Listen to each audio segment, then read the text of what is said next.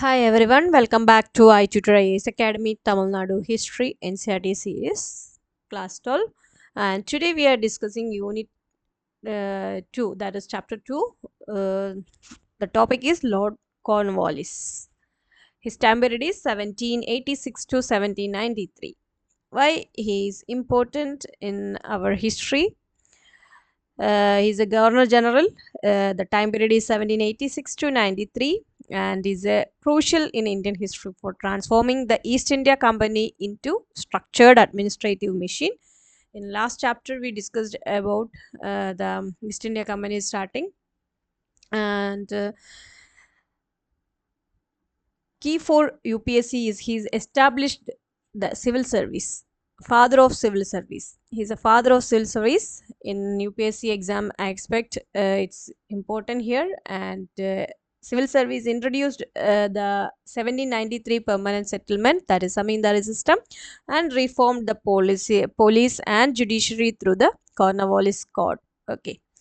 And in history, he is a father of civil service. He introduced merit-based recruitment, increased salaries to curb corruption, and strictly separate commercial and administrative duties, professionalizing the bureaucracy.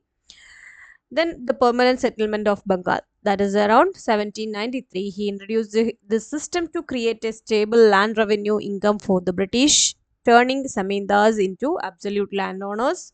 And Cornwallis Code, what is that? That is 1793, a set of regulations separating revenue collection from judicial administration, establishing a hierarchy of court, that is district. Nowadays, there is a hierarchy of court, right? Starting from Lord Cornwallis, actually.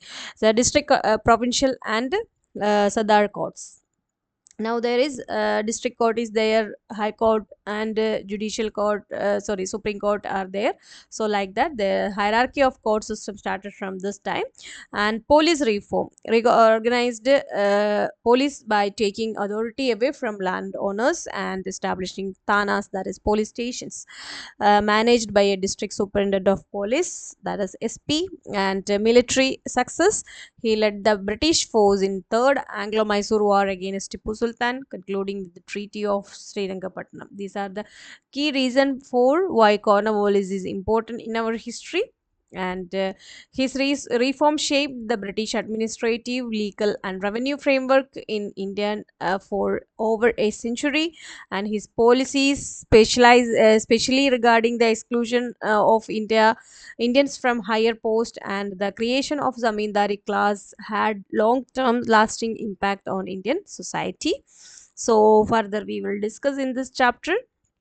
So Lord Cornwallis, a warrior statesman, succeeded Warren Hastings. Okay, so in last unit we discussed about Warren Hastings and East India Company is starting, and as Governor General in 1786. Okay, Cornwallis, and he belonged to an influential and aristocratic family which had wider political connection, and he was also a close friend of Prime Minister Pitt. We already discussed about Pitt's India Act and all, and of Dundas, and the most influential member of the Board of Control. Okay, so this is the picture of Lord Cornwallis here. And he distinguished himself as a remarkable soldier in American War of Independence, and although he surrendered at Yorktown in 1781 before the American troops, his reputation was not spoiled, and he still enjoyed the confidence of the authorities at home. And after his return from America, he was offered the governor generalship in India. Cornwallis was prompted by a strong sense of public duty and enjoyed the respect as well as the confidence of his fellow countrymen. And the parliament was prepared to give him extraordinary legal powers to carry out radical reform in the administration of Bengal, and it amended Pitt's India Act in 1876 so as enable him to overrule the decision of the majority of his council if necessary. And the appointment of Cornwallis was significant in one respect. A new tradition of choosing a person from an aristocratic family for the post of Governor General was initiated, and it was his good fortune that he had an excellent team of subordinates comprising John Shore, James Grant, and Sir William Jones. Although Cornwallis commenced his work under beneficial circumstances, he had to carry out his policy with caution. Okay, and Tipu Sultan and the Third Mysore War, 1790 to 92. The Treaty of Mangalore, 1784, exhibited the military strength of Mysore, exposed English weaknesses, and increased Tipu's strength. And like his father, he wanted to eliminate the English from India, and his other designs were to wreak vengeance on the Nizam and on the Marathas, as they had betrayed his father during the hour of need. Okay, and the chief causes for the Third Mysore War were Tipu Sultan strengthened his position by undertaking various internal reform, and this created worries to the British and the Nizam of Hyderabad and the Marathas. And moreover, Tipu made attempt to seek the help of France and Turkey by sending envoys to those countries. He also expanded his territories at the cost of his neighbors, particularly the Raja of Travancore, who was an ally of the British. Okay, so this is a picture of Tipu Sultan. And in 1789, the British concluded a tripartite alliance with the Nizam and Marathas against Tipu.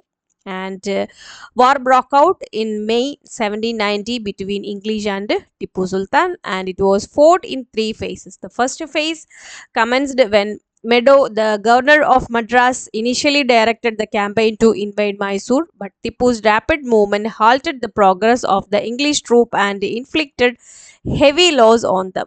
And in the meantime, Cornwallis himself assumed command in December 1790, and this was the beginning of the second phase of the war. And marching from Vellore, he captured Bangalore in March 1791, but Tipu's brilliant strategies prolonged the war, and Cornwallis was forced to retreat the Bangalore due to lack of provisions. And the third phase of the war began when timely aid from the Maratha with plenty of provisions helped him to resume his campaign and marched against Srirangapatnam again. And this time Tipu was at a disadvantage, and swiftly the English forces occupied the hill fort near Srirangapatnam and seized it in February 1792. Tipu Sultan concluded the Treaty of Srirangapatnam with the British, and the term of treaty was one is Tipu had to give up half his dominions, and he had to pay a war indemnity of 3 crore rupees and surrender 2 of his sons as a hostage to the English. Both sides agreed to release the prisoners of war. Okay, so these are the treaty on this Srirangapatnam. And the Treaty of Srirangapatnam is a significant event in the history of South India. The British secured a large territory of the Malabar coast, and in addition, they obtained a Baramahal district and a Dindigal. After this war, although the strength of Mysore had been reduced, it was not extinguished. Tipu had been defeated but not destroyed. Okay. Reforms. The internal reform of Cornwallis can be studied under three main heads. One is administrative reform, revenue reform of or permanent settlement, and that is on more about permanent settlement on lesson 7 is there, and judicial and other reforms. Okay, so administrative reform. The greatest work of Cornwallis was the purification of the civil service by the employment of capable and honest public servants. So he aimed at economy, simplification, and purity. He found that the servants of the company were underpaid, but they received a very high commission on revenues. In addition to that, they conducted forbidden and profitable private trade in the name of relatives and friends. Cornwallis, who aimed at cleansing the administration, abolished the vicious system of paying small salaries and allowing enormous perquisites, and he persuaded the directors of the company to pay handsome salaries to the company servants in order to that they might free themselves from commercial and corrupting activities. And further, Cornwallis inaugurated a policy of making appointment mainly on the basis of merit. Okay, so thereby laying the foundation of the Indian civil service. Okay, so this is the starting of Indian civil service. And to cut down on extravagance, he abolished a number of surplus posts. And another major reform that Cornwallis introduced was the separation of the three branches of services, namely commercial, judicial, and revenue.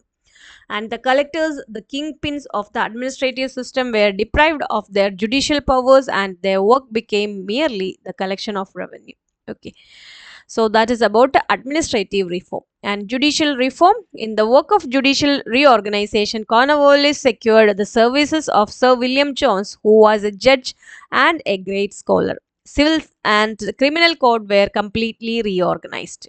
And first one was at the top of the judicial system, the highest civil and criminal court of appeal, namely Sadar, that is Diwani Adalat, and Sadar Nizamat Adalat, were functioning at Calcutta. Both of them were presided over the Governor General and his council.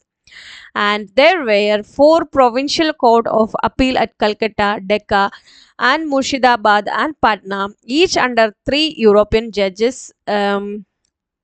Assisted by Indian advisors. And district and city court functioned each under the European judge, and every district was provided with a court. As already stated, Cornwallis had taken away from the collectors of their judicial powers and made them solely responsible for the collection of revenue. So, as a result, district judges were appointed.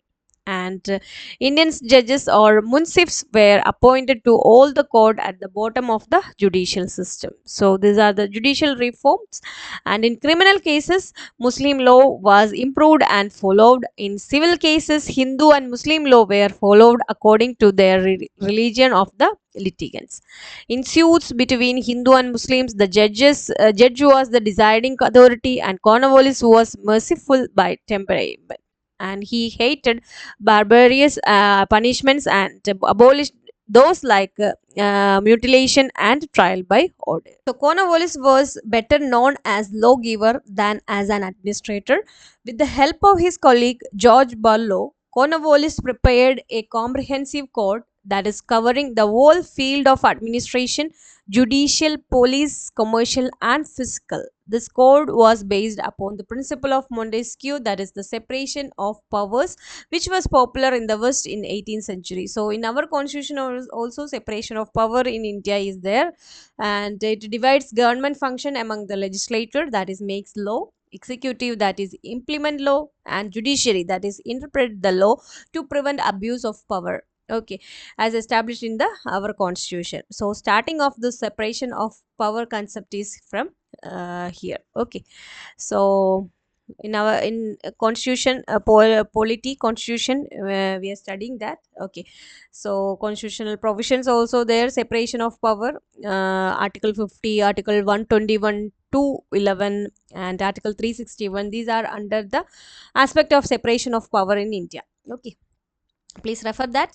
And in order to curb undue exercise of authority, Cornwallis made all official answerable to the court. And police reform. The effective implementation of judicial reforms required the reorganization of police administration. The district judge controlled the police, and each district was divided into thanas or police circle, each of which was about 20 square miles. And it was placed under the intern office called the Daroga, who was ably assisted by many constables. And however, the police reorganization was not effective. And in the word of Mashamam, the Daroga enjoyed almost unlimited power of extortion and became the scourge of the country. And these are important reforms under Cornwallis.